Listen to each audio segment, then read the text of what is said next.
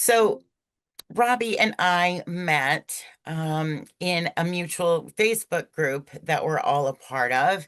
And I had actually been the person who interviewed him to test him to Mm. see if he would be a good new approved reader. And that's kind of how our connection started. And since then, we've been building a friendship that's still developing and growing. So excited to know you, Robbie, and to let the rest of the world know you and what your gifts are. There's so many that you have. I wasn't even sure how to summarize them.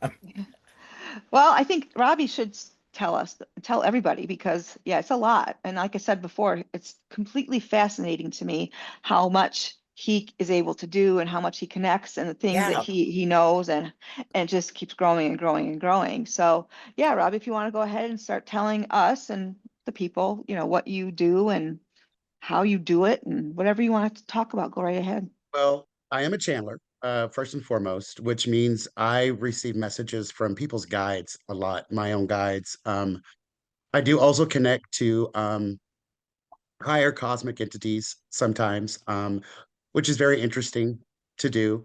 When I first started doing it, it scared me Mm, actually because I wasn't sure exactly. I thought I was going crazy. I thought I was mm, schizophrenic. I thought Yeah. that, these things, these people that are talking to me and the things they're telling me, there was no possible way it was true, right? So I'm a channeler foremost, and I do intuitive tarot and oracle card readings, which for those that may not know the difference between regular reading and intuitive, I do know the meanings of the different tarot cards, but more often than not, when I pull them and look at them, they're not telling me the story, the traditional meanings to it.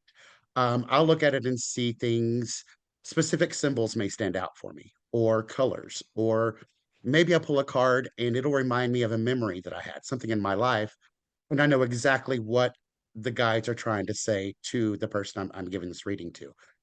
So it's very interesting on the intuitive part of it because sometimes it comes through like traditional senses and sometimes it doesn't. I'm also a Reiki master and deal a lot with energy work.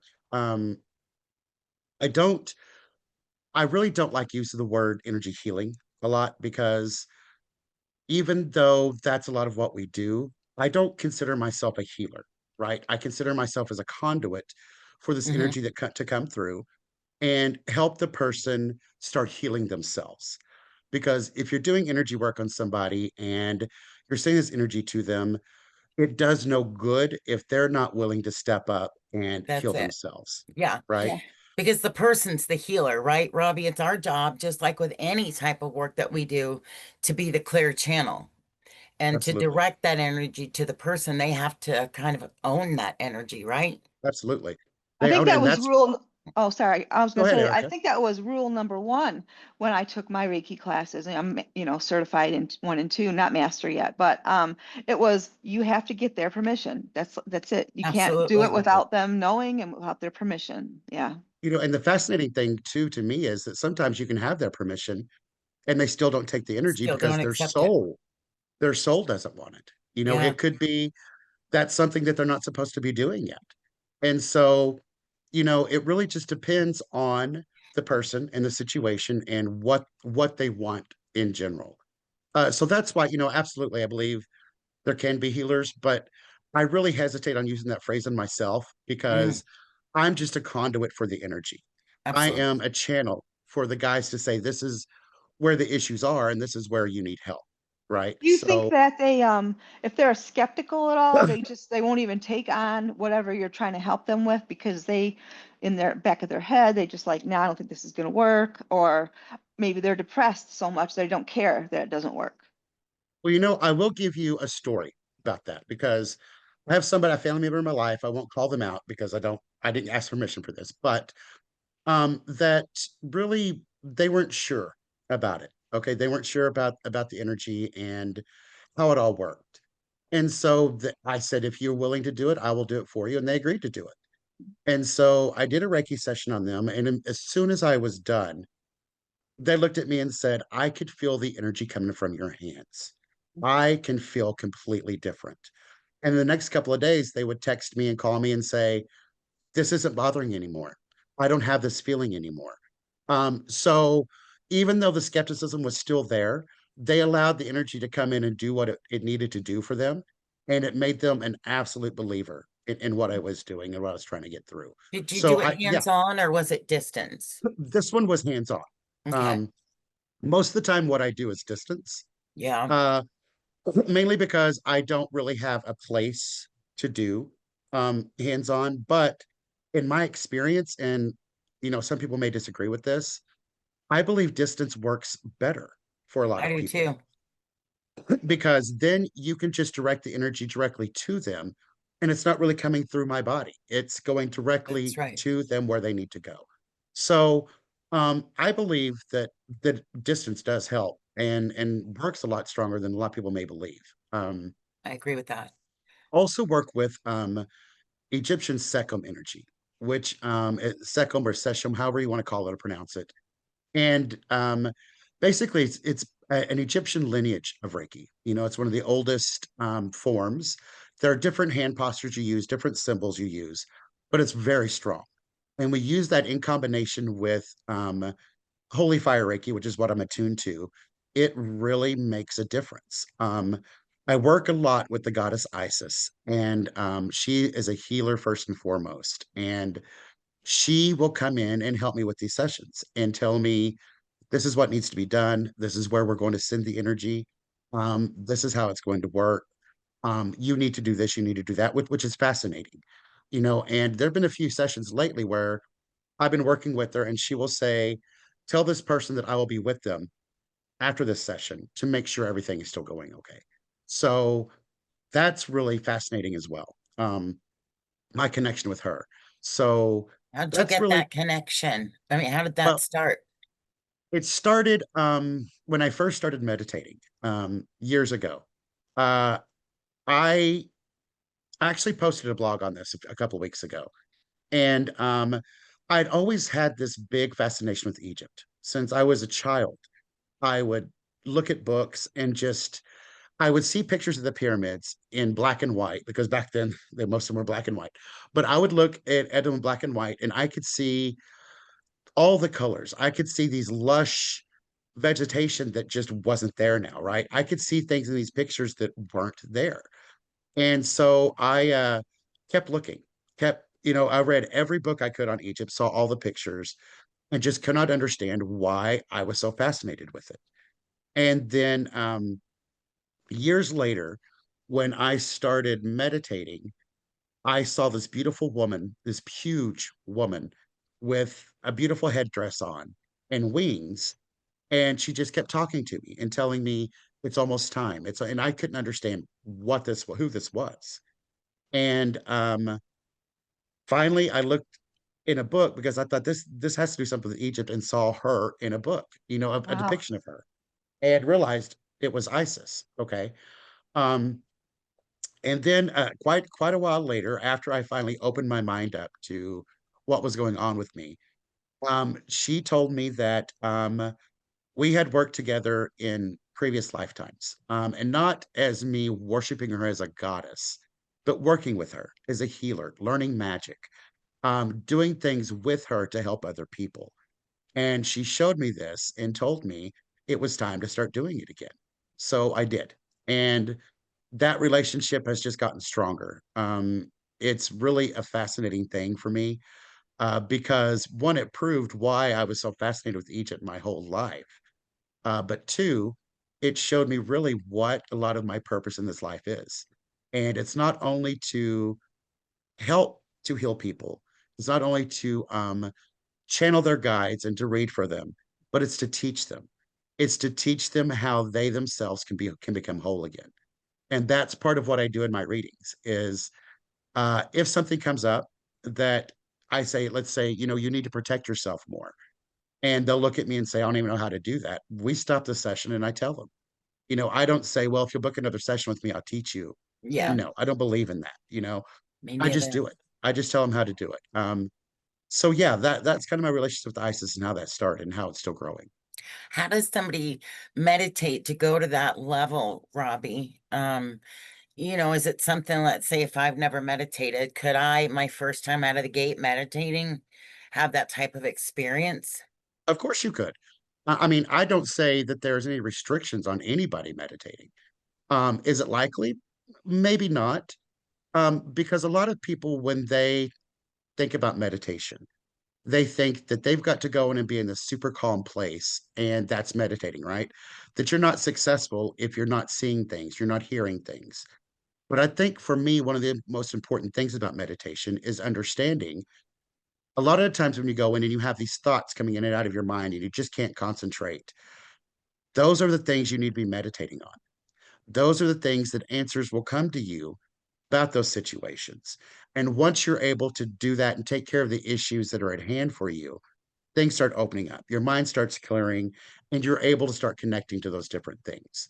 Um, it's kind of like when you are. I've talked to people lately who will say, I think I've got abilities. I think I've got gifts, but I don't know how to hone in on them. And we'll ask questions. They'll say, well, when I'm going to sleep, I'll almost be asleep and I'll start hearing things and I'll go to sleep. Well, that to me is exactly what meditation and channeling is. You're scientifically, your mind is going from a wake state to a sleep state, and it hits this little area where things are kind of hazy, but that's where everybody's talking. That's where the guides are. That's where everything is. So meditating is about training yourself to get into that frequency, right? And it's the same thing for channeling. The way I describe channeling to people is kind of like tuning to a radio station. Right. Again, I'm dating myself, right? In that in the old days, you had to turn the dial to Right. get from one station to the other before they came in clear. That's what channeling is to me, is just keep tuning that frequency until you get to the right frequency to start hearing things. How do you So, raise your vibration to get there? well, it depends. A lot of people, it is just more meditation, more concentrating. And I say more meditation. Some people can do it very naturally. They don't have to meditate. They can just start, receiving these deep trances messages, which is fantastic. I'm glad that that happens. But in my experience, there are more people that need to meditate. So one is going in with the intention when you meditate, this is who I want to connect with. This is what I want to connect with, and this is what I want to do. And then concentrating and just letting your mind get there. And a lot of it too is physical, right? Like you have to drink a lot of water Yeah. because water is a big conductor. You have to eat the right things. You have to be able to do that, which I'm not the best on, but I'm getting there. Um, it's just about focus and intent, right? If you can focus and your intention is to connect, you can train yourself to do it. Um, like I said, there are some people that can do it naturally and connect immediately, and some people that can't. There are several different types of channeling for me anyway. There's a trance channeling that we see with people like what's his name, Daryl Anka, that channels Yeah. Bashar. Bashar. That's trance channeling where you just completely leave your mind and let the entity come in and speak for you, which I can do. Oftentimes, I don't do it a lot for the public yet. And then there's what I like to call drive-by channeling, where I could be talking to somebody just in a normal conversation and say something to them. And they'll say, "Wait, what did you just say?" And I'll go, "I don't know. I don't remember what I just said. What did I say?" Yeah. I do And that too. and they'll tell me and they'll go, "That I needed to hear that. I really needed to hear that." So that kind of drive-by channeling. And then there's kind of focus channeling, like I do when I go into my readings or into Reiki sessions or energy sessions, where my intent is to connect to a specific group of people or things and then receive those messages that way. So no matter which way you do it, um, the outcome you get is going to be fantastic. So what age did you know that you had these abilities and that, you wanted to sort of, really get into that and practice it? Well, when I was younger, I knew something was different. I could hear things that other people couldn't, and I could see things and just know things were going on. Hmm. But as I got older, I kind of repressed those. I Yeah. got into religion and learned that, it was bad to do that. And my experience with religion as well tainted me, right? Because I left religion with a huge chip on my shoulder. Like, to be quite honest, it Yeah. was hard growing up being gay and being in a religious organization that told you you don't belong here and we're going to change you to make sure that you are. Yeah.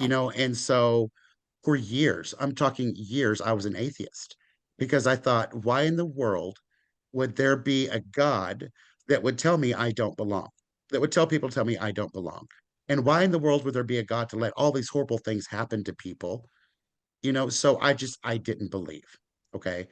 And then I was what people would call a man of science, right? There's a man of science and a man of faith, where if you could not prove it to me, I could not believe that it was happening.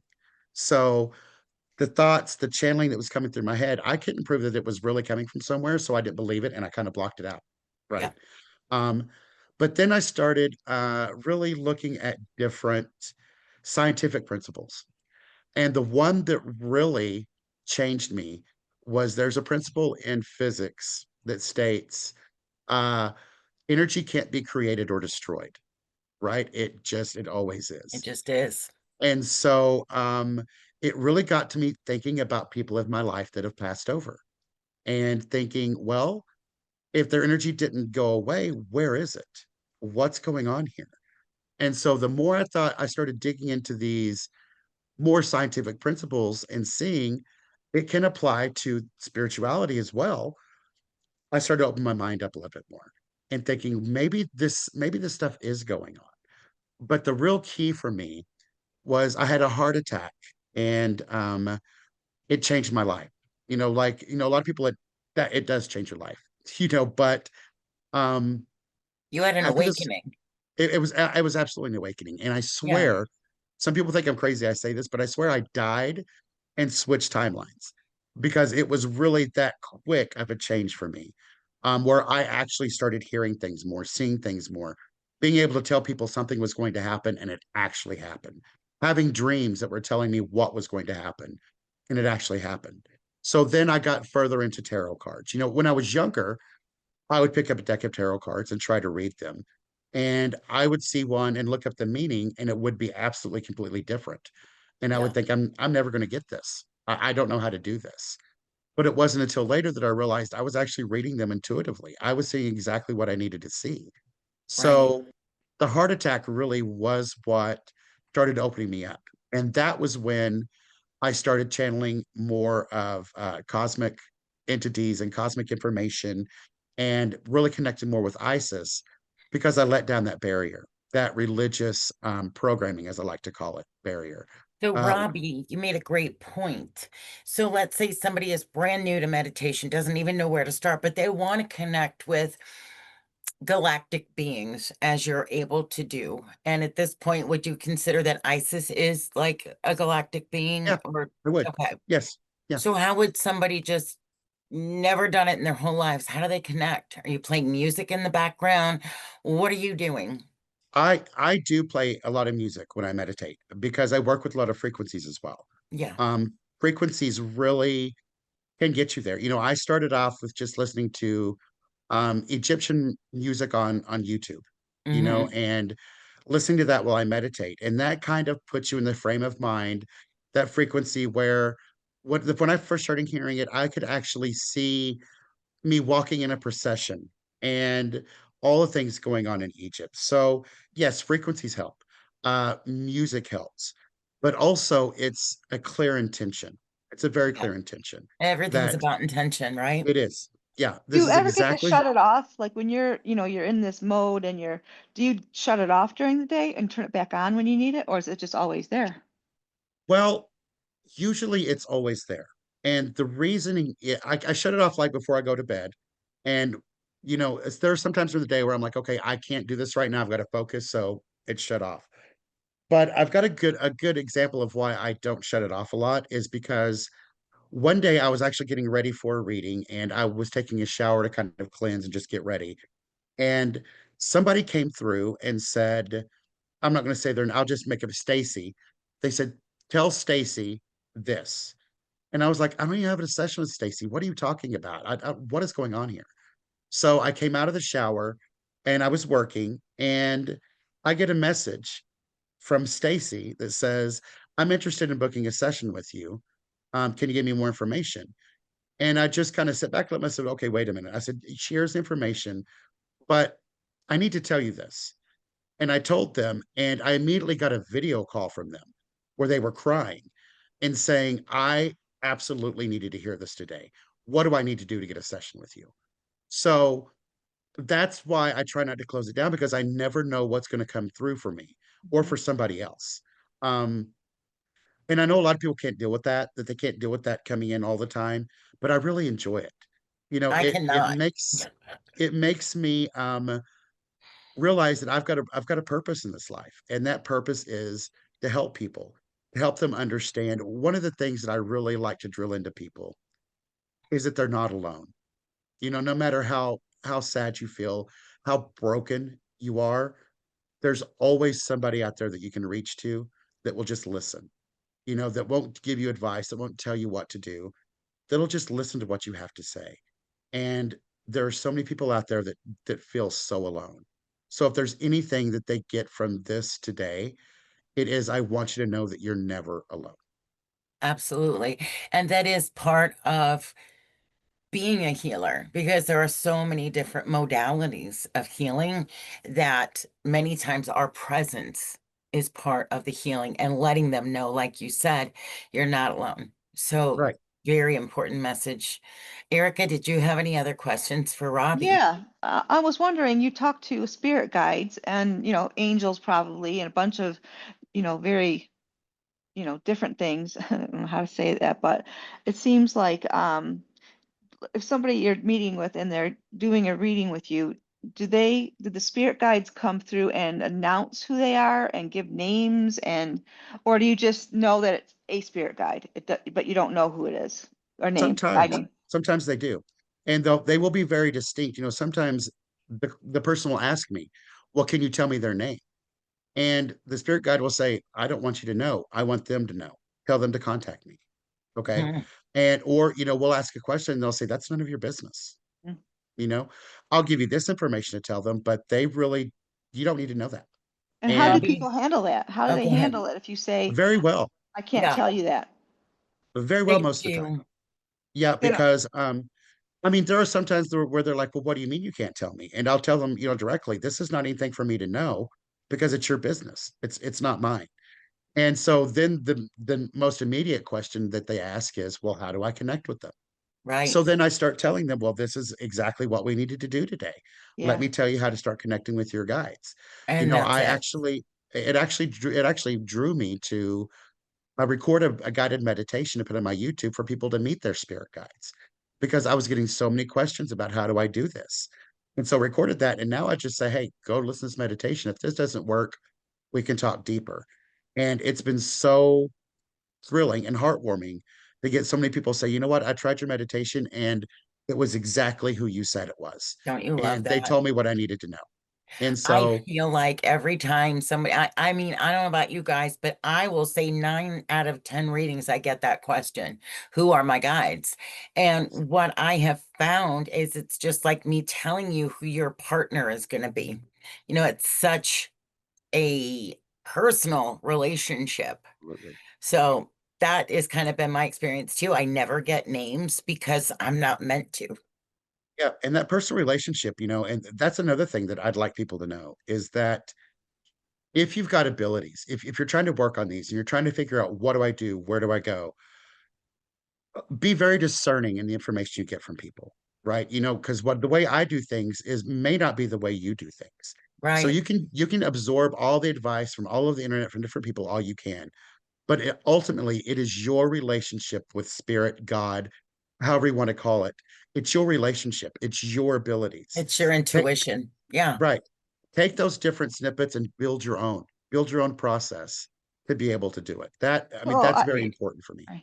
So I was going to ask you, give me a story about how you helped heal somebody or help somebody or change their life, but I feel like you would have a million stories. So Yeah. I think it's just incredible what you do. But before we go, I want you to sort of tell us where people can find you. Sure. They can find me on my website, which is pandahearts.com. And people ask me, you know, how come Panda Hearts? You know, why did you come with that? And actually, I had it channeled to me. They told me this is what you need to use. And when I started thinking about it deeper, it was because I actually lost a niece when she was 29 years old to a pulmonary embolism. And her favorite animal was a panda. And so this is my way to carry on her legacy for the rest of my life, Mm. is Beautiful. to do things under this name, because it gives me a connection to her, and it helps to make her legacy live on. So they can connect through there. They can connect with me through Facebook. Robbi Alexander, they can do that. They can just message me. They can email me, Robbi@pandahearts.com. Uh, yeah, they'll be able to find me. I'm I going to always channel you. believe, yeah, they can channel me too. Yeah, I'm a true believer in those people that need to find me will find we'll me. find you.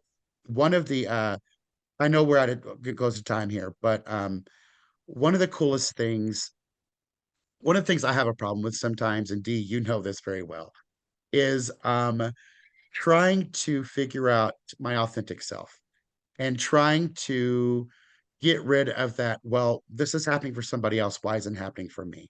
Yeah. Okay. And a good story about that is I did a spirit fair a few weeks ago, where I was with a lot of other readers, and people come in to get readings from us.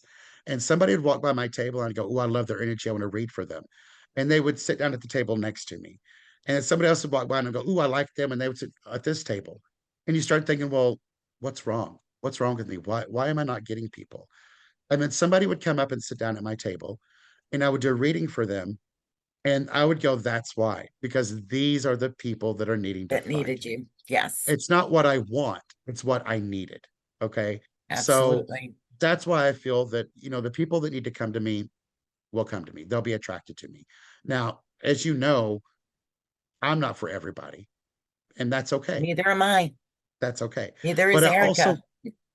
I also believe that the people that do what we do, we shouldn't be in competition with each other, Right. because Agreed. even if there are 14 other tarot readers or channelers or healers, people can get something from me that they don't get from you, and vice versa. They get something from Right. you that they don't get from me.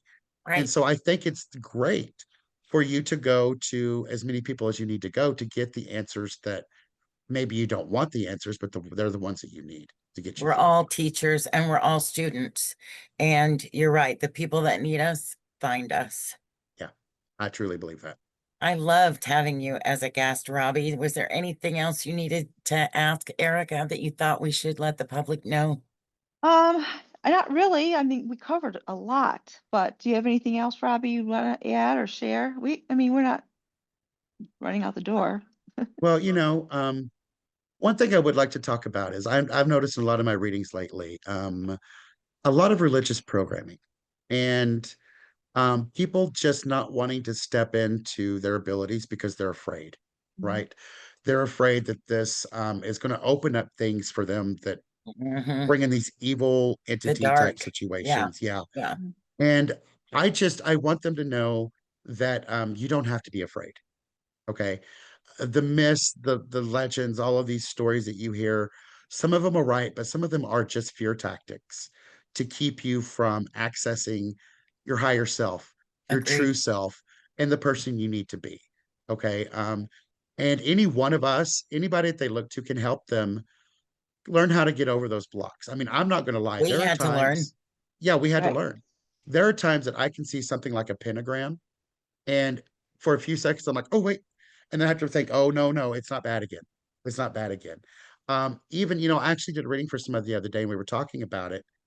And he said, I'm an atheist. I don't understand how this is happening to me. And it's not just what you were taught in church, or it's not just, what you brought up as, it's society as a whole, right? Right.